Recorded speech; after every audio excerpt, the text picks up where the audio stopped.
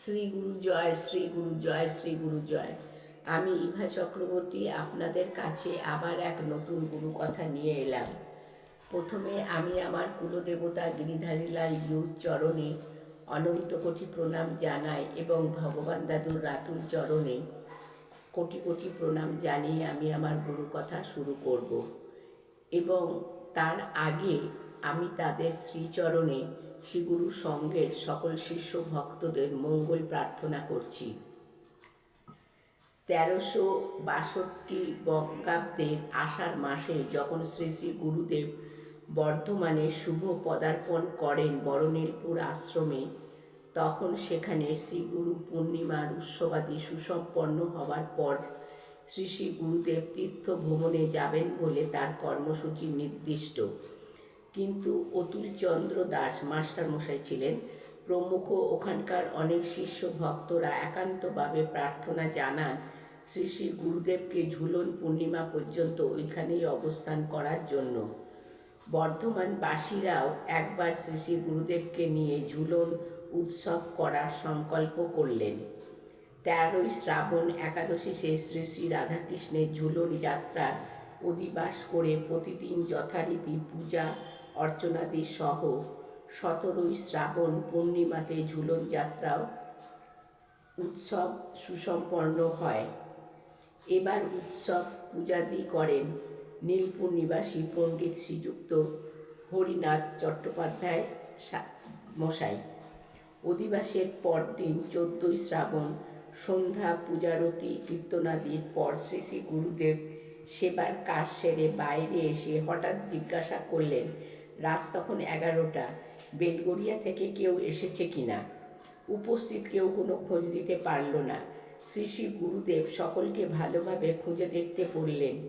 তখন পাগলের মতন একজন লোক দেখলে ঘৃণার উদ্রেক করে বলে উঠলেন, আমি এসেছি, আমার নাম মৃত্যুঞ্জয়। শ্রী শ্রী গুরুদেব তার আসার কারণ জিজ্ঞাসা করাতে উত্তর দিলেন, আমার অভাব অনটনের জন্য এসেছি। তারপর দুজনের মধ্যে কি কথা হলো কেউ বুঝতে পারলেন না। খাবার কথা বলতে ওই পাগল উত্তর দিলেন, আমার ক্ষুধা নাই। তখন শ্রী শ্রী গুরুদেবের আদেশে তাকে প্রসাদী কিছু ফলমূল দেয়া হয়। তারপর সকলেই বিশ্রামে গেল। স্বর্গত পরেশচন্দ্র দাদার সঙ্গে ওই পাগলের কথা হচ্ছিল। পরেশদা একটু কৌতুক ও রসিকতার সঙ্গেই আলাপ করছিলেন। হঠাৎ পাগলটি একটু রাগতভাবে বললেন, তোমাদের গুরুদেবকে কতটা চেনো? তোমরা কি জানো তিনি বছরে 4 মাস স্থলে, 4 মাস জলে, 4 মাস আকাশে আসন করে থাকেন? পরেশদা কতটা বিদ্রূপের সঙ্গেই উত্তর দিলেন, আমরা জানব কি করে? তোমার মতো তো আর আমরা দেখতে পাই না। গুরুদেব কখন কোথায় থাকেন? এইসব কথাবার্তার পর ওই পাগল বিশ্রামে গেলেন। শেষ রাতে হঠাৎ সমস্ত আলো নিভে গেল। তখন ওই আশ্রমে বিজলি বাতির ব্যবস্থা ছিল না। ডে লাইট হ্যাচাক জ্বালিয়ে কাজ হচ্ছিল। পুনরায় আলো ধরাবার ব্যবস্থা করতে করতে কিছু সময় কেটে গেল। এর মধ্যেই আবার সমস্ত আলো নিজে নিজেই জ্বলে উঠল। কিছু বাদেই ভোর হয়ে এলো। ভোর কীর্তন শুরু হলো। কিন্তু কি আশ্চর্য, ওই পাগলের আর সাক্ষাৎ পাওয়া গেল না।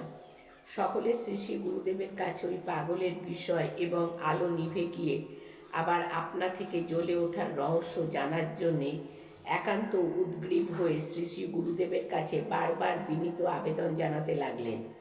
অবশেষে শ্রী শ্রী ঠাকুর জানালেন যে যখন ওই আলো নিভে যায় তখন ওই পাগল গুরুগৃহের ভিতরে শ্রী শ্রী গুরুদেবের কাছে ছিলেন।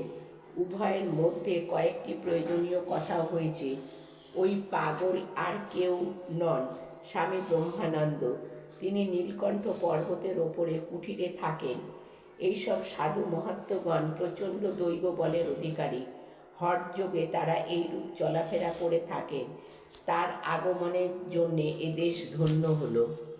শ্রী গুরু জয়, শ্রী গুরু জয়, শ্রী গুরু জয়। শ্রীগুরুর সঙ্গে সকল শিষ্য ভক্তদের মঙ্গল প্রার্থনা করে আমি আমার গুরু কথা থেকে বিশ্রাম নিলাম।